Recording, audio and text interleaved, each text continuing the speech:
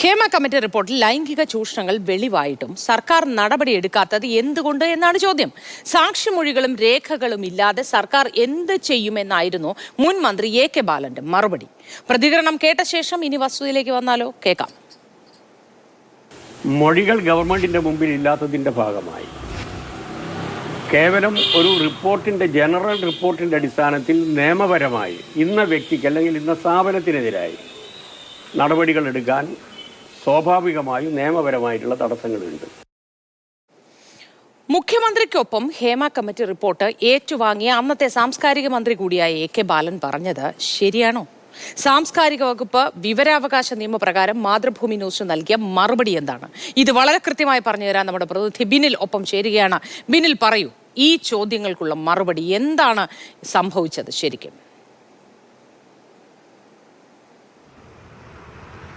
മോത്തി, ഇപ്പോഴത്തെ ഹൈക്കോടതി ഇടപെടൽ, അതായത് ഹൈക്കോടതി ഹേമ കമ്മിറ്റി റിപ്പോർട്ട് വിളിച്ചു വരുത്തിയത് SITക്ക് കൈമാറുന്നതിന് മുൻപാണ് എ.കെ. ബാലൻ ഈ വലിയ ചൂടേറിയ വിവാദങ്ങൾ നിൽക്കുമ്പോൾ, അതായത് ഹേമ കമ്മിറ്റി റിപ്പോർട്ടിൽ എന്തുകൊണ്ട് സർക്കാർ നടപടിയെടുത്തില്ല എന്നത് സംബന്ധിച്ച വളരെ വലിയ ചർച്ചകൾ നടക്കുന്ന സമയത്താണ് പാലക്കാട് വെച്ച് ഈ പ്രതികരണം നടത്തുന്നത്.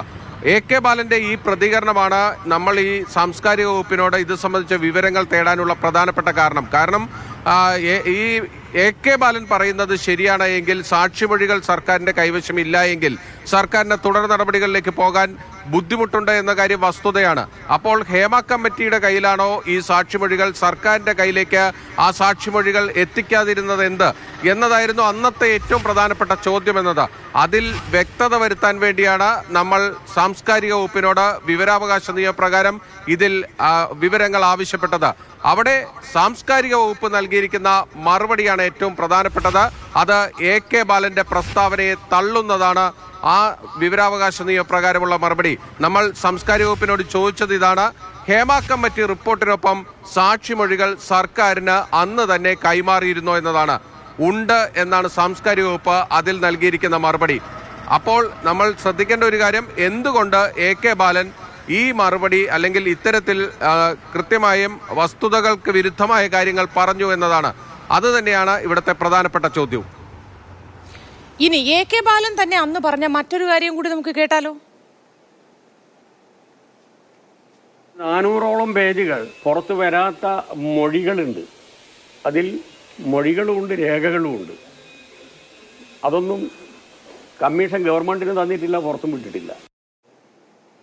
അതൊന്നും കമ്മീഷൻ ഗവൺമെന്റിന് തന്നിട്ടില്ല എന്നാണ് പറയുന്നത്. ബിനിൽ, ഇത് ശരിയാണോ? സാംസ്കാരിക വകുപ്പിന്റെ മറുപടി എന്താണ് ഇതിന്?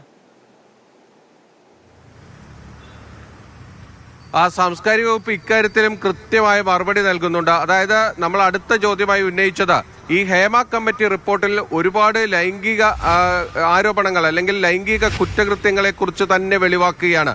ഒരു സീരീസ് ഓഫ് ക്രൈംസ് ആണ് അതിൽ വരുന്നത്. നമ്മൾ ചോദിച്ചത്, ആ റിപ്പോർട്ടിൽ ഉന്നയിക്കപ്പെട്ടിരിക്കുന്ന ആരോപണങ്ങൾ അല്ലെങ്കിൽ കണ്ടെത്തലുകൾക്ക് ആധാരമായ മുഴുവൻ മൊഴികളും വിവരങ്ങളും സർക്കാരിന്റെ കൈവശമുണ്ടോ എന്നതാണ്. അതിനും സാംസ്കാരിക വകുപ്പ് നൽകിയിരിക്കുന്ന മറുപടി ഉണ്ട് എന്നാണ്.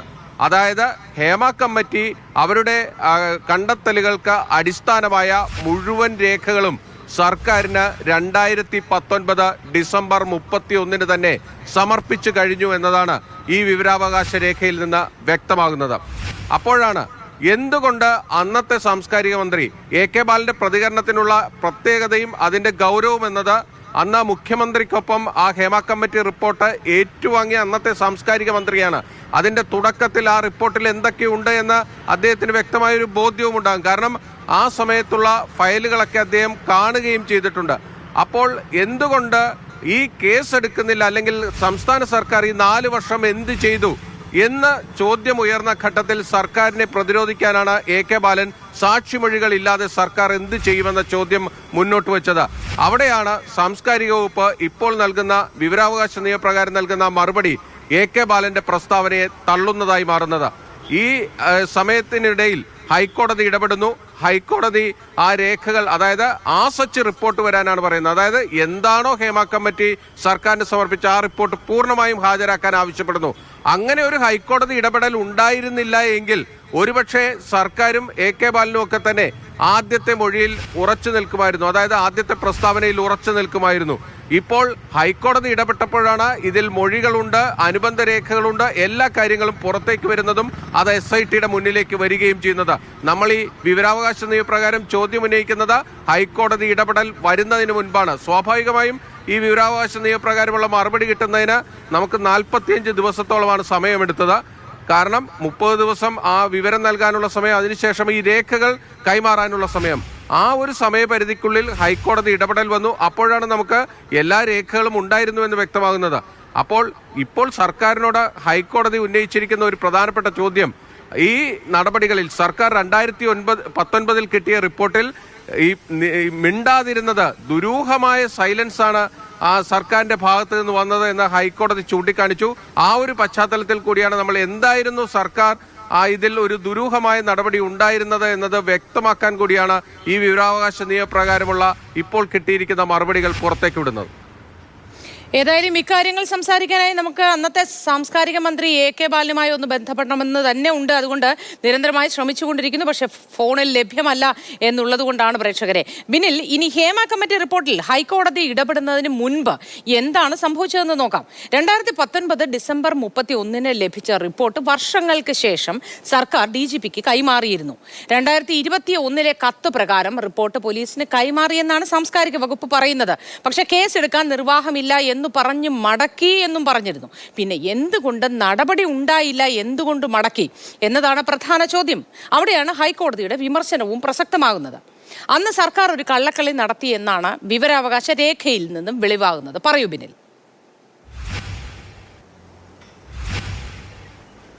മോത്തി, നമ്മൾ ഏതെങ്കിലും ഘട്ടത്തിൽ ഈ ഹേമ കമ്മിറ്റി റിപ്പോർട്ട് സംസ്ഥാന പോലീസിന് കൈമാറിയിരുന്നോ എന്ന ചോദ്യമാണ് സാംസ്കാരിക വകുപ്പിനോട് ചോദിച്ചിരുന്നത്.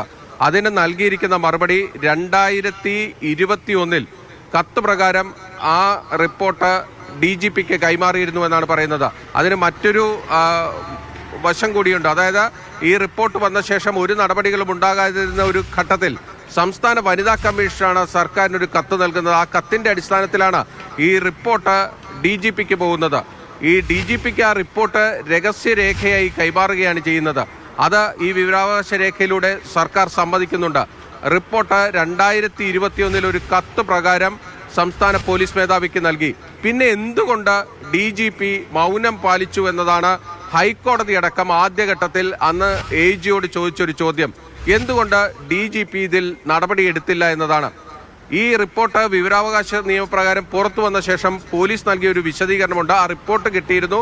പക്ഷേ ആ റിപ്പോർട്ടിൽ ഈ വിവരാവകാശ നിയമപ്രകാരം പുറത്തു വന്നതിനപ്പുറത്ത് കൂടുതൽ വിവരങ്ങൾ പോലീസിന് മുന്നിലുണ്ടായിരുന്നില്ല. അതായത് ഈ ലൈംഗിക കുറ്റകൃത്യങ്ങളെ കുറിച്ചുള്ള വിവരണമൊക്കെയുണ്ട്. പക്ഷെ അതാരാണ്, എന്താണ്, എപ്പോൾ എന്നത് സംബന്ധിച്ച വിശദീകരണങ്ങളൊന്നും ആ റിപ്പോർട്ടിനൊപ്പം ഉണ്ടായിരുന്നില്ല എന്നതാണ് നടപടി എടുക്കാതിരിക്കാനായിട്ടുള്ള ഒരു ന്യായവാദമായി അന്ന് പോലീസ് ഉന്നയിച്ചത്. അത് ഒരു പരിധിവരെ ശരിയാണ്. കാരണം സംസ്ഥാന സർക്കാർ പോലീസ് മേധാവിക്ക് 2021 കത്ത് പ്രകാരം നൽകുന്നത് ആ റിപ്പോർട്ട് മാത്രമാണ് എന്നതാണ് ആ വിവരാവകാശ രേഖയിൽ നിന്ന് മനസ്സിലാകുന്നത്. 2024 അതായത് കഴിഞ്ഞ മാസം ഹൈക്കോടതി ഇടപെടൽ ഉണ്ടാകുന്നതോടുകൂടി ആ റിപ്പോർട്ടും അനുബന്ധ രേഖകളും പോലീസ് മേധാവിക്ക് കൈമാറിയെന്നാണ് ഈ വിവരാവകാശത്തിൽ പറയുന്നത്. അപ്പോൾ ഉയരുന്ന ചോദ്യം, എന്തുകൊണ്ട് രഹസ്യരേഖയായി തന്നെ കൈമാറിയ ആ റിപ്പോർട്ടിനൊപ്പം ആദ്യഘട്ടത്തിൽ അനുബന്ധ രേഖകൾ ഉൾപ്പെടുത്തിയില്ല എന്നതാണ്. ആ അനുബന്ധ രേഖകൾ അന്ന് സംസ്ഥാന പോലീസ് മേധാവിയുടെ മുന്നിലേക്ക് എത്തിയിരുന്നുവെങ്കിൽ പോലീസിന് ഇപ്പോഴത്തെ പോലെ ഒഴിഞ്ഞു മാറാൻ കഴിയില്ലായിരുന്നു. അതിന്റെ ഉത്തരവാദിത്വം പോലീസിന്റെ മേൽ വരികയും ചെയ്യുമായിരുന്നു. കാരണം കൃത്യമായും ആ മൊഴികൾ ഉണ്ട് എങ്കിൽ അതിലൊരു പരിശോധന കൂടാതെ പോലീസിന് ആദ്യം എടുത്തതുപോലുള്ള ഒരു കള്ളക്കളി അതിലെടുക്കാൻ കഴിയില്ലായിരുന്നു.